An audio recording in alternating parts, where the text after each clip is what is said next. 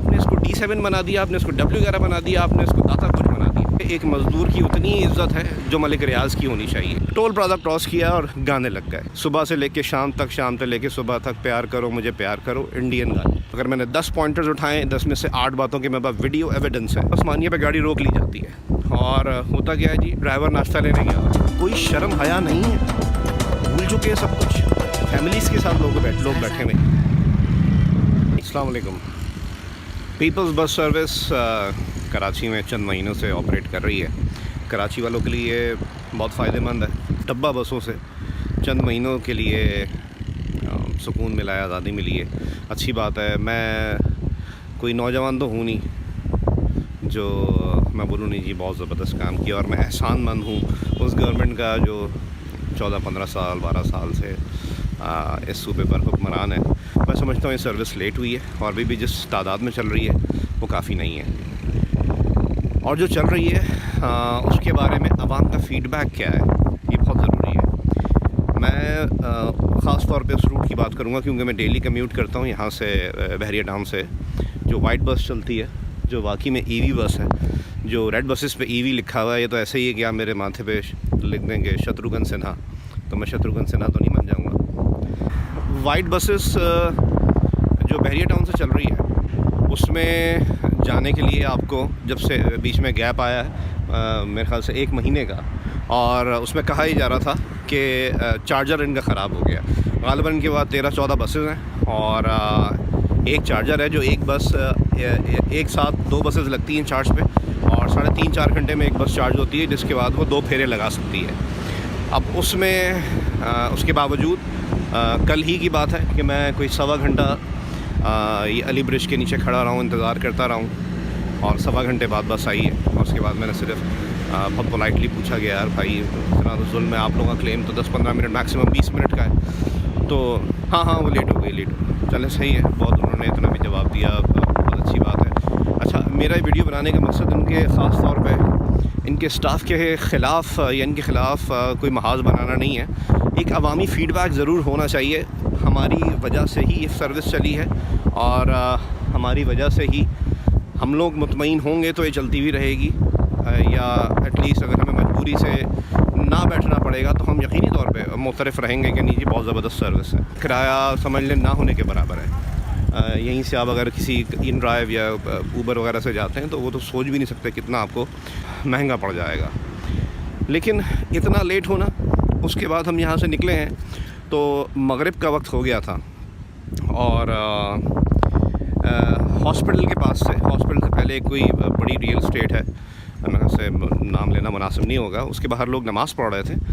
तो इस बस के अंदर बैठे हुए कुछ लोगों ने ग़ालिबन ड्राइवर से कुछ कहा, उनके कुछ दोस्त वगैरह भी थे, क्योंकि उन्होंने स्पेशली उनको आगे ख़वातीन का जो कंपार्टमेंट था सबसे आगे उनको अकोमोडेट भी किया, हालांकि पूरी बस पीछे खाली थी। और उन साहब को उन्होंने नीचे उतार दिया, और मैंने उनसे पूछा कि भाई आपने, ड्राइवर से मैंने पूछा कि आप ब्रेक ले रहे हैं? कह रहे हैं जी हाँ जी, नमाज के लिए हमने इनको कहा है, तो आप कहते हैं तो हम चला देते हैं। मैंने कहा बिल्कुल चलाएं जी जनाब, 20-25 लोग गाड़ी में बैठे हुए हैं, 1 या 2 बंदा आपने नीचे उतारा है और वो आप ये कह रहे हैं कि नमाज के लिए ब्रेक है। हाँ जी, उन्होंने पता नहीं किसी हाशिम खान साहब का नाम लिया, ऐसे जैसे जैसे वो डरा रहे हों कि कोई हाशिम साहब के ऑर्डर हैं कि कोई नमाज के लिए उतरना चाहे तो उसको मौका दिया जाए। अब मुझे ये समझ में नहीं आई, 20-25 लोग खड़े हुए हैं, किसी ने जॉब पे जाना है, कोई अपने बच्चों के घर जाना चाह रहा है, कोई बच्चों के घर से होकर, कोई बूढ़ा इंसान है अपने घरों को जाना चाह रहा है। आपने एक जगह रोक दी नमाज। मैं नहीं समझता कि हाशिम खान साहब को भी बात पता होगी, अब इन साहब ने क्यों बोल दी मुझे नहीं पता। बहरहाल नमाज के लिए हुक्म तो अल्लाह ताला का है, और उसमें गुंजाइश उलमाए कराम ने निकाली हुई है कि अगर आप सफ़र में हैं, और मैं ये समझता हूँ कि दीन इस्लाम को दीन फितरत इसी वजह से कहा जाता है कि वो किसी की तकलीफ़ का बाइस नहीं हो सकता। हम 20-25 लोग खड़े हुए हैं और एक बंदा उतर के गया और वापस आया है, हमारे 5-10 मिनट जो भी उसमें लग गए, किसी को क्या मजबूरी थी वो खड़ा रहा। बहरहाल उलमा कराम ने गुंजाइश निकाली सफ़र के दौरान किस तरह आप नमाज़ पढ़ सकते हैं, आप बैठे बैठे भी पढ़ सकते थे, लेकिन नहीं, जब आपको बस का स्टाफ सपोर्ट कर रहा है तो फिर कोई और क्या कह सकता है। फिर एक चीज़ और आती है, ऐसा ही मामला अक्सर सुबह आप देखें उस्मानिया पे, क्योंकि मैं सुबह ही फेस करता हूँ तो मुझे मैं सुबह की बात करता हूँ, सुबह या दोपहर में उस्मानिया पे रुक जाना। मैं तो जितनी बार जाता हूँ, यानी कि महीने में अगर 24 दिन जाता हूँ तो मुझे 12-13 दिन ये फ़ेस करना पड़ता है। उस्मानिया पे गाड़ी रोक ली जाती है और होता क्या है जी, ड्राइवर नाश्ता लेने गया हुआ 6-8 मिनट जो भी लगते हैं। मैं ये नहीं कहता 6-8 मिनट, 6-8 सेकंड या 6-8 घंटे। क्या उसूल ये कह रहा है आपने इसको D7 बना दिया, आपने इसको W11 बना दिया, आपने इसको दाता कुछ बना दिया, वही काम शुरू कर दिए हैं। हम लोग बैठे हैं बेवकूफ़ों की तरह। मेरे सामने एक मज़दूर तबका, क्योंकि बहरिया में ज़्यादा आता है, एक बंदे ने जुर्रत की पूछने की, तो उसको ड्राइवर ने हाथ के इशारे से, हाँ भाई क्या हो गया, सुबह 5 बजे से उठते हैं हम लोग, अभी अगर यहाँ रुक गए तो क्या हो गया। मैं ये समझता हूँ कि एक मज़दूर की उतनी इज़्ज़त है जो मलिक रियाज़ की होनी चाहिए।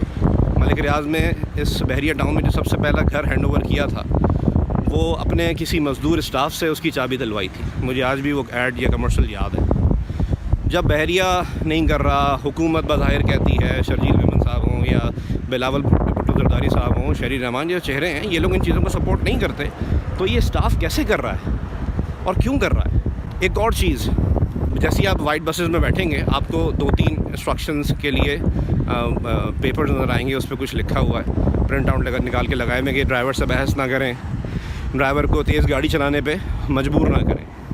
बिल्कुल नहीं करना चाहिए, आप बिल्कुल सही कह रहे हैं। बल्कि एक वीडियो मैं अलग से बनाऊंगा कि हमारे पैसेंजर्स क्या जुल्म करते हैं, कभी कभी जाहिलाना हरकत कर जाते हैं। लेकिन उसकी दूसरी साइड भी तो है। जब इस वाइट बस के कुछ ड्राइवर्स मुसाफिरों को ऐसे हिला रहे होते हैं जैसे हलीम की देग में कोटा नहीं हिलता, ऐसे बेचारे मुसाफिर हिल रहे होते हैं, क्योंकि आप मेन सुपर हाईवे पे ज़िग ज़ैग गाड़ी चला रहे होते हो, इतनी बड़ी गाड़ी, गलत साइड से ओवरटेक कर रहे होते हो। जब भी 2 दिन पहले एक एक्सीडेंट भी हुआ है, और मैं इन चीज़ों में बिलीव नहीं करता, काली ज़बान हो रही है वो, मैं आपको गारंटी देता हूँ बहुत बड़ा कोई हादसा होने वाला है, क्योंकि जिस तरीके से लोग चलाते हैं उसकी कोई मिसाल नहीं मिलती। बहुत रैकलेसनेस है, और कोई बड़ा हादसा अनकरीब मुझे नहीं लगता कि आप उससे बच सकते हैं, क्योंकि कोई पूछने वाला नहीं है। सरकारी गाड़ी है तो पुलिस वाले भी कुछ नहीं कहते, पुलिस वाले तो फिर वैसे भी कुछ नहीं कहते, इतनी स्पीड में आप हो। तो ये कुछ चीज़ें हैं जिसकी वजह से मुझे लगता है अल्टीमेटली बहरिया वालों ने यहाँ पे सफ़र करना है। बहरिया वाले, मैं ये नहीं कह रहा ये आसमान से उतरी हुई कौम है। हमने कराची 20 साल पहले का जो कराची है, हम उसको ढूंढते हुए बहरिया टाउन आए हैं। हमें यहाँ पे निज़ाम मिल रहा है, हमें यहाँ से अगर बस सर्विस ऐसी मिलेगी जो W11 से मुख्तलिफ नहीं है, जो दाता कोच से मुख्तलिफ नहीं है, तो हम कैसे इस चीज़ को अप्रिशिएट कर सकते हैं। इसमें यकीनी तौर पे इंतज़ामिया का मसला है। जी आप कितनी देर से बैठे हैं, कितनी देर से बैठे हैं आप? मुश्किल से 10 मिनट और वेट करें, आ जाएंगी, फिक्र हो जाए आएंगी ज़रूर, बस ये है कि थोड़ा सा लेट हो जाती है।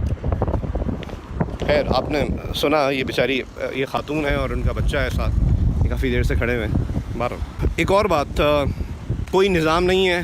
अब जो ड्राइवर, मुझे नहीं पता कौन है, हाशिम खान साहब जिनके नाम की धमकी लगाते हैं एक आम इंसान को, वो अपने चेकर्स के ज़रिए ये चेक क्यों नहीं करवाते कि ओवर स्पीडिंग क्यों हो रही है, पैसेंजर से बदतमीज़ी क्यों हो रही है। हाँ, एक और चीज़, किरायों में डंडी मारी जा रही है। जहाँ का किराया 50 रुपये बनता है, किसी भी इंसान से जो बेचारा मजबूर है उसको बीच सुपर हाईवे बोल देते समझ आ रहा है सही है, वरना उतर जाओ। भाई आपका पेपर वो दिखा रहा है कि भाई इस हिसाब से मैं सही कह रहा हूँ, वो कहता नहीं भाई। अच्छा, ये हर बंदा नहीं करता, चंद लोग हैं। एक और चीज़ जो मैं कह रहा हूँ, आप लोग निज़ाम ख़राब कर रहे हैं। 80% ड्राइवर और कंडक्टर्स रास्ते भर मावा थूकते हुए जाते हैं।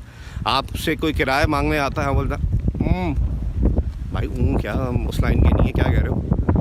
बाद में तो लगता है किराया मांग रहे हैं। अच्छा जी, हर थोड़ी देर बाद ड्राइवर साइड का शीशा खोल के वो चलती हुई गाड़ी में थूक रहे होते हैं। यार आप क्या बना रहे हो, इतनी महंगी बसें, आप लोग बार बार कोई हल्का सा टच भी हो जाए किसी को। कुछ दिन पहले बारिश हो रही थी तो मेहरान वाले को इन्होंने पीछे से मारा, और क्यों, सरकारी बस है तो मेहरान वाले की गलती है, उस बेचारे को उड़ा के रख दिया था इन्होंने। बेचारा खामोश हो गया, उसकी सपोर्ट में तो पुलिस भी नहीं बोलती। इतनी बुरी तरह वो गाड़ी चला रहा था हमारा जो ड्राइवर हैं वाइट बस के, कि एक्सीडेंट हो गया।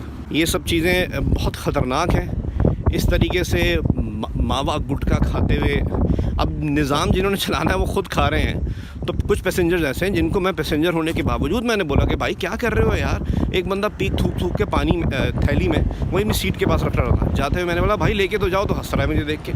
अब मुझे ऐसा ड्राइवर या कंडक्टर क्यों सपोर्ट करेगा जो खुद खा रहा है और कोई देखने वाला नहीं है। अच्छा, ये हर बंदा नहीं है, ये चंद लोग हैं।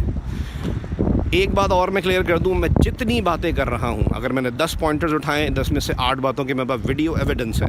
वीडियो एविडेंस में यूँ नहीं अटैच करना कि उसमें कोई इंडिविजुअल कंडक्टर, कोई ड्राइवर, मतलब किसी इंडिविजुअल से ना कोई प्रॉब्लम है, ना वो बंदा अकेला कुछ कर सकता है। ये सिस्टम देखने वालों पर है, क्या इश्यूज़ है। वीडियो एविडेंस है, जो जितनी बातें की हैं उसमें से 80% चीज़ों के वीडियो एविडेंस मौजूद हैं। लेकिन अटैच ना करने का मकसद एक तो ये है कि किसी एक पर इल्ज़ाम ना जाए, किसी इंडिविजुअल को निजी इसको नौकरी से निकाल दो। मसला किसी एक का नहीं है, उसमें जो मसाइल बयान किए हैं पूरे सिस्टम के मसाइल हैं और उसमें ऑलमोस्ट सब उसका हिस्सा। सॉरी, मेरी कॉल आ गई थी, ज़रा ये वीडियो डिसकंटिन्यू हो गई। हाँ, एक और चीज़, निज़ाम में एक चीज़ और ये भी आती है, यूनिफॉर्म। आहिस्ता आहिस्ता यूनिफॉर्म उतरता जा रहा है। मेरे पास का वीडियो एविडेंस है। बस कंडक्टर आपसे आके पैसे मांग रहा है, मुझे नहीं पता ये बंदा है कौन। पैसे मांगे और दे दिया। चले, हाँ मैं तो रोज़ जानता हूँ, मैं शक्लों से जानता हूँ, सलाम दुआ है। अच्छा, लोग बहुत प्यारे हैं। मुझे नहीं पता कि निज़ाम की ख़राबी शुरू कहाँ से हो रही है।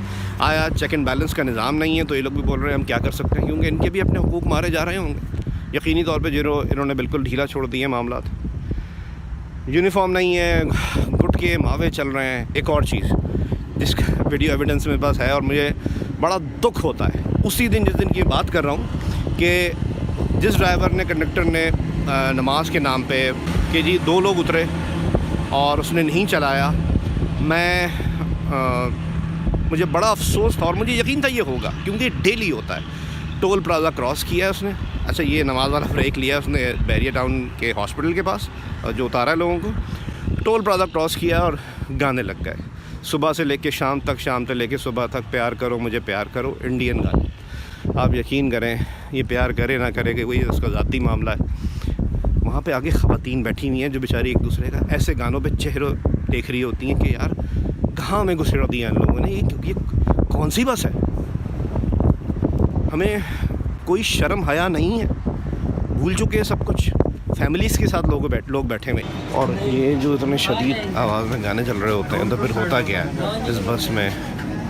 बैल की आवाज़ सुनाई नहीं देती, रोक दे, जान दे, पैसेंजर है, तू निकल तू आ, वही हिसाब, वही निज़ाम। एक और चीज़, लेडीज़ कंपार्टमेंट में मर्दों को घुसा दिया जाता है।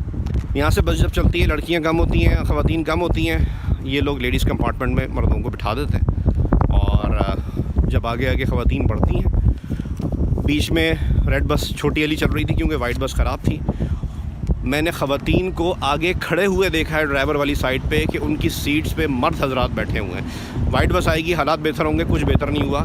आधी सीट्स पे मर्द बिठा दिए जाते हैं, वो भी नहीं उठते कि भैया मैं पहले क्यों बिठाया, और ये लोग भी उठाने की जहमत नहीं करते। उस्मानिया से जब आ रहे होते हैं अक्सर मासियाँ बेचारी जो घरों में काम करने वाली हैं, मैंने खुद देखा कंडक्टर को वगैरह, दूसरों वगैरह कि बैठे रहे अब मासियाँ उतर जाएंगी। यार मासी आपको किराया तो दे रही है, किसी की माँ बहन बेटी तो है, तो आपका क्या काम है भाई। हुकूमत ने उसके लिए कंपार्टमेंट बनाया, आप क्यों मर्द बिठा रहे हो।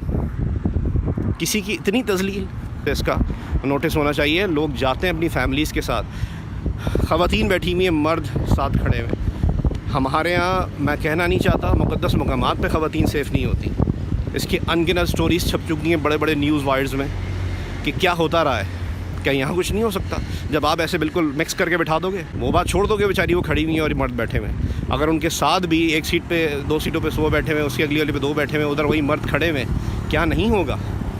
मैंने 2008 तक बसों में सफ़र किया, कराची की लोकल।